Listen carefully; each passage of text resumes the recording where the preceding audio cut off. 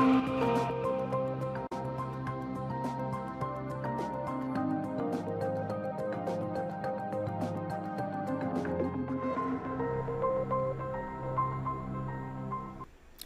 Courts this week में बहुत स्वागत है आपका। मैं हूं आपके साथ नेहा दुबे। इस बुलेटिन में अगले आधे घंटे हम आपको कोर्ट से जुड़ी तमाम बड़ी खबरों से करवाएंगे रूबरू। कोर्ट की कार्रवाई और सुप्रीम कोर्ट से लेकर हाई कोर्ट और लो कोर्ट्स तक के फैसलों को रखेंगे आपके सामने। तो आइए शुरू करते हैं कोर्ट्स दिस वीक।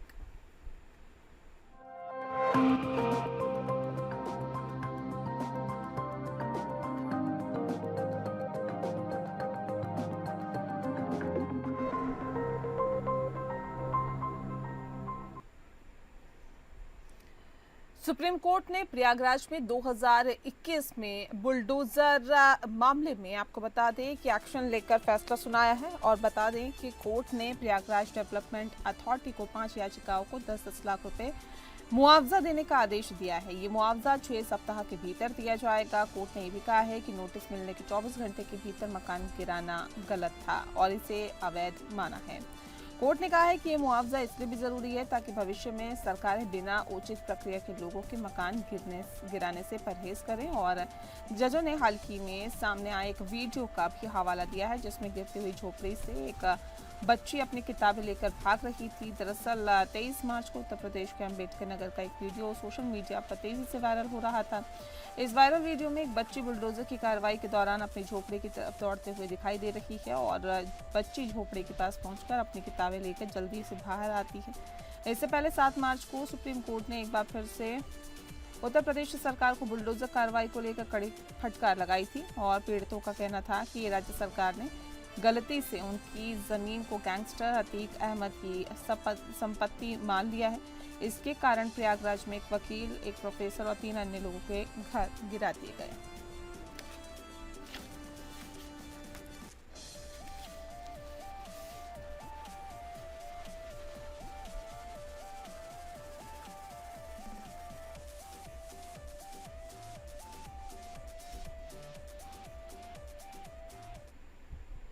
अगली खबर का रुख करते हैं।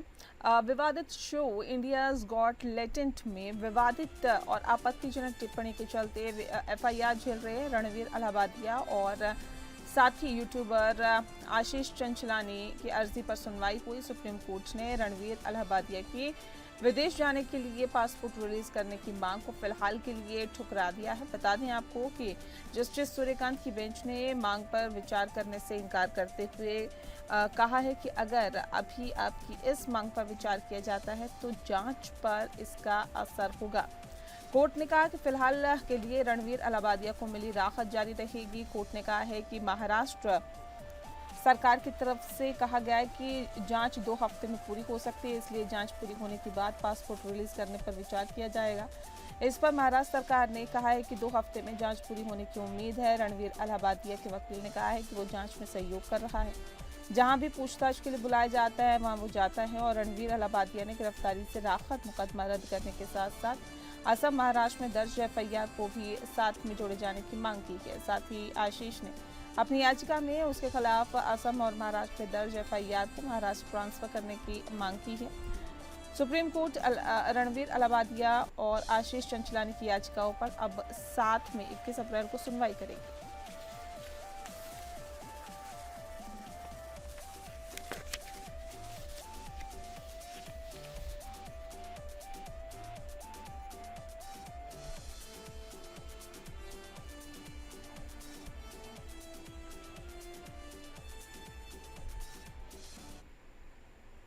अगली खबर का रुख करते हैं। सुप्रीम कोर्ट ने इंजीनियरिंग संस्थानों में असिस्टेंट प्रोफेसरों की नियुक्ति पर फैसला दिया है। बता दें आपको कि सुप्रीम कोर्ट ने माना है कि इंजीनियरिंग संस्थानों में असिस्टेंट प्रोफेसर जो कि 15 मार्च 2000 के बाद नियुक्त हैं, जिनके पास नियुक्ति के समय पीएचडी योग्यता नहीं है या जो अपने नियुक्ति के 7 साल के भीतर पीएचडी हासिल करने में विफल रहे, वे अखिल भारतीय तकनीकी शिक्षा परिषद द्वारा जारी 2010 की अधिसूचना के अनुसार एसोसिएट प्रोफेसर के रूप में दोबारा नामित होने का दावा नहीं कर सकते हैं।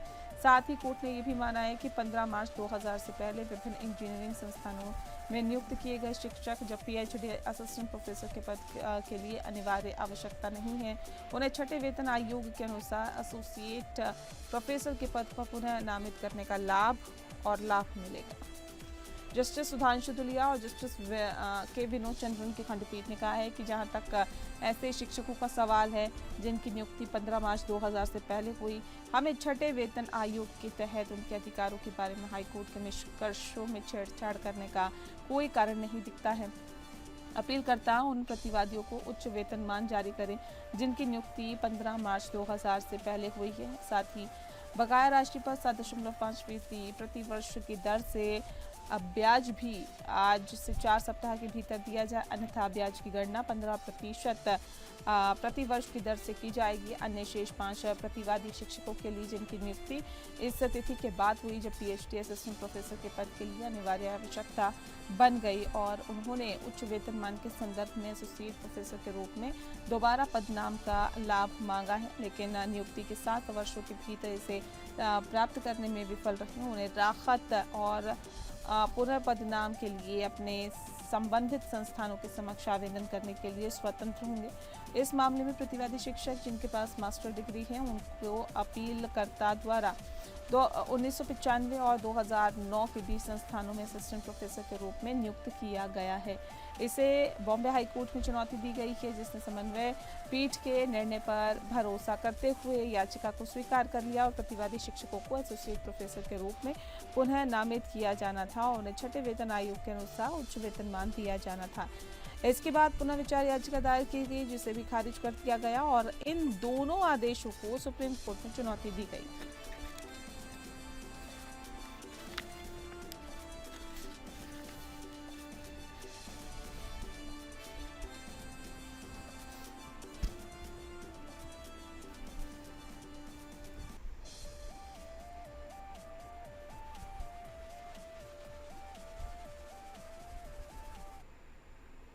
अगली खबर का रुख करते हैं जम्मू कश्मीर के अलगाववादी नेता यासीन मलिक के खिलाफ ट्रायल को जम्मू के बजाय तिहाड़ जेल में मौजूद कोर्ट में ट्रांसफर करने की सीबीआई की मामले पर सुनवाई हुई है। सुप्रीम कोर्ट ने कहा कि यासीन मलिक वर्चुअली ही जम्मू की अदालत में पेश होंगे। जस्टिस अभय एस ओक की अध्यक्षता वाली बेंच ने माना है कि सुरक्षा के लिहाज से यासीन को जम्मू कोर्ट नहीं ले जाया जा सकता है। मामले की सुनवाई के दौरान यासीन मलिक ने खुद अपनी दलील देते हुए कहा है कि उनके खिलाफ गलत बयान दिया गया, वो आतंकवादी हैं। साथ ही यासीन मलिक ने सीबीआई के उस बयान पर भी आपत्ति जताई जिसमें उन्हें खतरनाक आतंकवादी कहा गया। मलिक ने कहा है कि तुषार मेहता के बयान में मेरे खिलाफ एक कहानी गढ़ी है, मैं आतंकवादी नहीं हूँ। जस्टिस ओक ने कहा है कि हम ये तय नहीं कर रहे हैं कि आप आतंकवादी है या नहीं, हम उस संदर्भ में दिए गए सीबीआई के बयानों पर कोई आदेश पारित नहीं कर रहे हैं।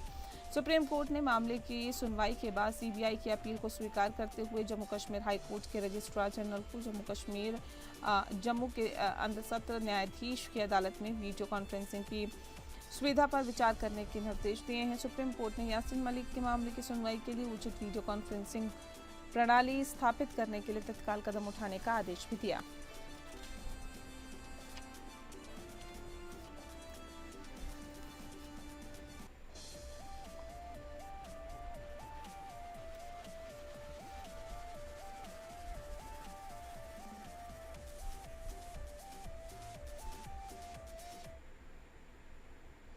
अगली खबर का रुख करते हैं। श्री मथुरा कृष्ण जन्मभूमि विवाद मामले पर कोर्ट में सुनवाई हुई। बता दें आपको कि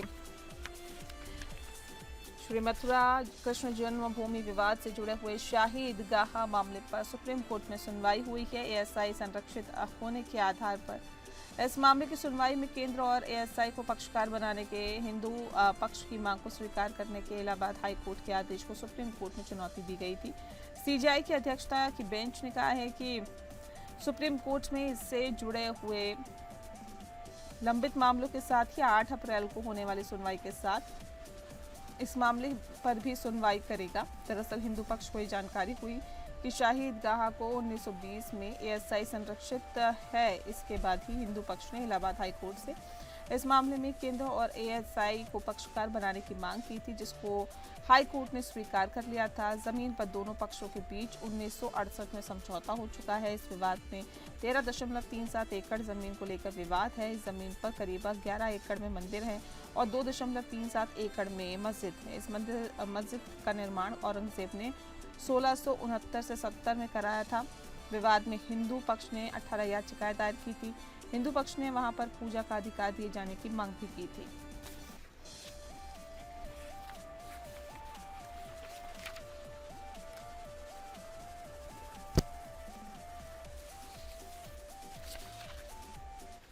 और अगली खबर का रुख करते हैं। बीआरएस विधायकों का कांग्रेस में शामिल होने का दरअसल ये पूरा मामला है जिसका आज हम जिक्र कर रहे हैं। बता दें आपको कि बीआरएस विधायकों की दल बदल से जुड़ा हुआ ये पूरा मामला है। दरअसल सुप्रीम कोर्ट ने तेलंगाना में सत्तारूढ़ कांग्रेस पार्टी में बीआरएस विधायकों की दल बदल और विधानसभा अध्यक्ष द्वारा परिणामी अयोग्यता याचिकाओं पर निर्णय लेने में देरी से संबंधित मामले में आदेश सुरक्षित रखा है।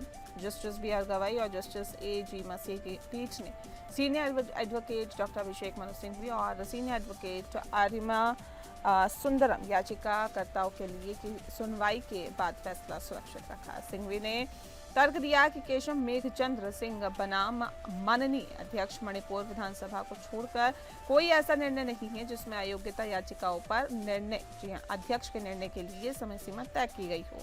उन्होंने आग्रह किया कि वह भी वर्तमान मामले में अलग है और वर्तमान मामले से अलग है, जबकि राजेंद्र सिंह राणा बनाम स्वामी प्रसाद मौर्य लागू नहीं है। सिंघवी ने आगे तर्क दिया है कि सुभाष देसाई बनाम महाराष्ट्र के राज्यपाल के प्रमुख सचिव में पारित आदेश ऐसे आदेश थे जिन्हें वर्तमान मामले जैसे मामलों के लिए मिसाल नहीं माना जा सकता। जब न्यायमूर्ति गवई ने उनसे पूछा कि उनकी समझ में उचित अवधि क्या होगी तो शुरू में कोई ठोस जवाब नहीं मिला।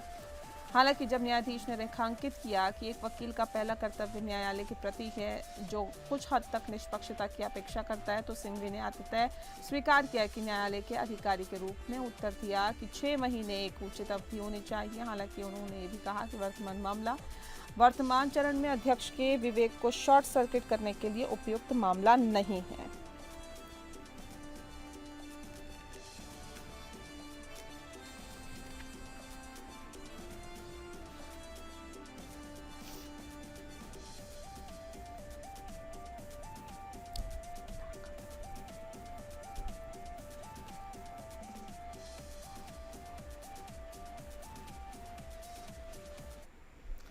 और अगली खबर का रुख करते हैं। पटाखा पर बैन पर आपको बता दें कि सुप्रीम कोर्ट में सुनवाई हुई और पूरे साल के लिए दिल्ली एनसीआर में पटाखों पर बैन लग गया है। दरअसल सुप्रीम कोर्ट ने दिल्ली राष्ट्रीय राजधानी क्षेत्र में पटाखों के उपयोग, निर्माण, बिक्री और भंडारण पर 1 साल के लिए प्रतिबंध लगाने का आदेश पारित किया है। कोर्ट ने कहा है कि राष्ट्रीय राजधानी की खराब होती वायु गुणवत्ता को देखते हुए हर साल केवल 3 से 4 महीने के लिए इस तरह का प्रतिबंध लगाना प्रभावी नहीं है। दिल्ली एनसीआर में व्याप्त असाधारण स्थिति के कारण कोर्ट ने कहा है कि ग्रीन पटाखों के लिए भी कोई अपवाद नहीं दिया जा सकता है। यहां तक कि पटाखों की ऑनलाइन बिक्री पर भी प्रतिबंध रहेगा। जस्टिस अभय एस ओक और जस्टिस उज्जवल भुयान की खंडपीठ ने पटाखा निर्माताओं द्वारा उठाए गए तर्कों को खारिज किया है और प्रतिबंध से उनके व्यापार और आजीविका के अधिकार पर भी असर पड़ेगा। खंडपीठ ने कहा कि वायु प्रदूषण का स्तर काफी लंबे समय तक चिंताजनक बना रहा। आम आदमी पर वायु प्रदूषण के प्रभाव की कल्पना की जा सकती है, क्योंकि हर कोई अपने घर या कार्यस्थल पर एयर प्यूरिफाई नहीं लगवा सकता है। आबादी का एक वर्ग सड़कों पर काम करता है और वे इस प्रदूषण से सबसे ज्यादा प्रभावित है। आखिरकार स्वास्थ्य का अधिकार भारत के संविधान के अनुच्छेद 21 का अनिवार्य हिस्सा है, इसीलिए प्रदूषण मुक्त वातावरण में रहने का अधिकार भी इसका एक हिस्सा है। खंडपीठ ने कहा कि प्रतिबंध को कुछ महीनों तक सीमित रखने से कोई फायदा नहीं होगा, क्योंकि पटाखे पूरे साल बिकेंगे और प्रतिबंध अवधि के दौरान ही उनका भंडारण और उपयोग किया जाएगा।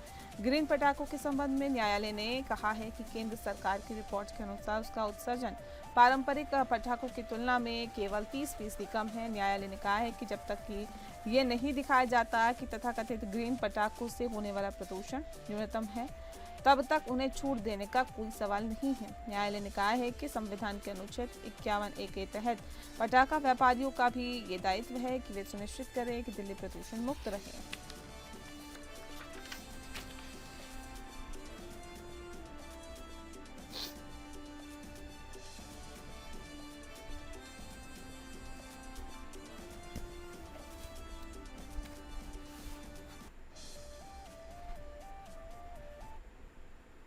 अगली खबर का रुख करते हैं। दिल्ली हाईकोर्ट के एक और जज को लेकर विवाद लगातार बढ़ता ही जा रहा है। दरअसल पहले जज यशवंत वर्मा के घर से कैश मिलने, उसकी जांच और साथ ही इलाहाबाद हाईकोर्ट के तबादले के वजह से विवाद हुआ और साथ ही अब सुप्रीम कोर्ट के कॉलेजियम के उस फैसले पर सवाल उठाया गया है जिसमें दिल्ली हाईकोर्ट के जज दिनेश कुमार शर्मा को कलकत्ता हाईकोर्ट भेजने पर मुहर लगी थी। कलकत्ता हाईकोर्ट बार एसोसिएशन ने चीफ जस्टिस संजीव खन्ना से दरख्वास्त की है कि दिनेश शर्मा को कलकत्ता हाईकोर्ट भेजने के फैसले पर नए सिरे से विचार किया जाए और उनका नाम वापस लिया जाए। कलकत्ता लॉ सोसाइटी, बार लाइब्रेरी क्लब और हाईकोर्ट बार एसोसिएशन ने साथ आकर देश के मुख्य न्यायाधीश से कॉलेजियम के फैसले पर अपनी चिंताएं जाहिर की है। इनका कहना है कि कलकत्ता हाईकोर्ट को ऐसा जज मंजूर नहीं है जिसकी छवि पर सवाल निशान हो। एसोसिएशन ने साफ तौर पर कहा है कि नियमित तौर पर होने वाले तबादले से उन्हें कोई दिक्कत नहीं रही है, पर जिन आरोपों के बाद संबंधित जज का तबादला किया जा रहा है वो हमें नागवार है। एसोसिएशन ने अपनी दरख्वास्त में साफ किया है कि जस्टिस शर्मा के खिलाफ शिकायत अक्टूबर 2024 से ही पेंडिंग है। कलकत्ता हाईकोर्ट के बाद एसोसिएशन ने कुछ पुराने मामलों की मिसालें भी पेश की है जहां रिटायरमेंट के करीब पहुंच चुके जजों को कलकत्ता हाईकोर्ट भेजा गया। एसोसिएशन का कहना है कि कलकत्ता उच्च न्यायालय को डंपिंग ग्राउंड की तरह समझा जा रहा है। एसोसिएशन ने कुछ दूसरे हाईकोर्ट के जजों को उनके प्रदर्शन के आधार पर आंक कर कलकत्ता हाईकोर्ट भेजने की गुहार लगाई है। इसी तरह इलाहाबाद हाईकोर्ट की बार एसोसिएशन ने यशवंत वर्मा का तबादला दिल्ली से इलाहाबाद किए जाने पर भी सवाल खड़े करते हुए कहा था कि हम कोई कूड़ेदान नहीं है।